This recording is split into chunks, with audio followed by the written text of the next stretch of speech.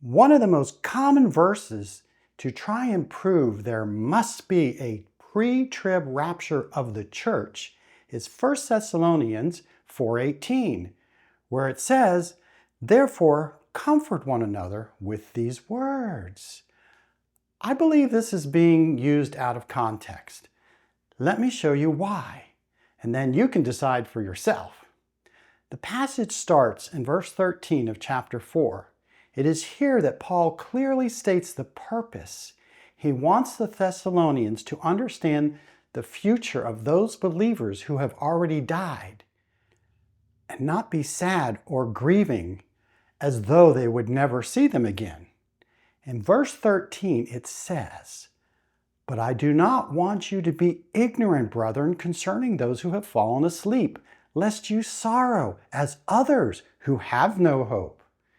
And then he goes on to tell them that when Jesus comes back, he will raise the dead believers first, and also he will gather those believers alive at the time.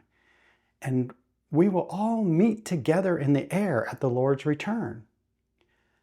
If you want to know where he is returning, I would say that Acts 1:11 is a clear reference.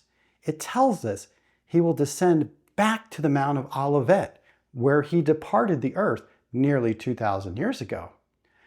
For context, let's read the passages in question.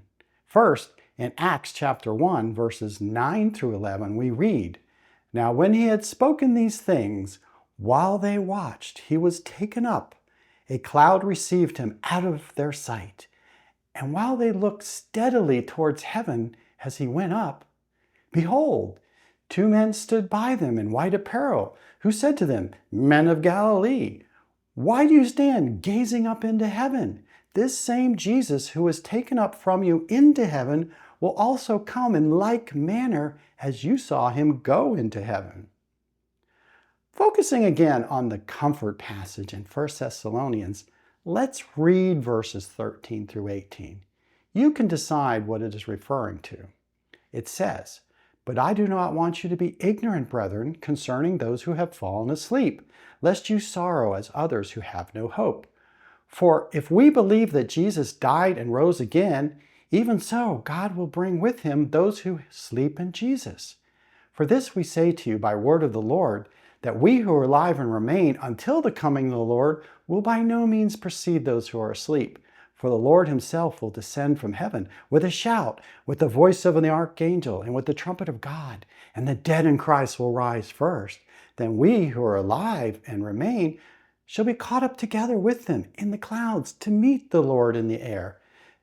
And thus we shall always be with the Lord. Therefore comfort one another with these words." Nothing here about removing the church from the planet before the tribulation. Only the promise that when he returns, we can expect two wonderful things to occur. Number one, he brings the previously deceased believers, those asleep, back with him. Number two, those believers who are alive will be caught up and join them to be with the Lord always. Please check out the other videos on this channel that cover more on the topic of the post-tribulation rapture versus a pre-tribulation rapture. Thanks for making it to the end of this video. Until next time, Maranatha.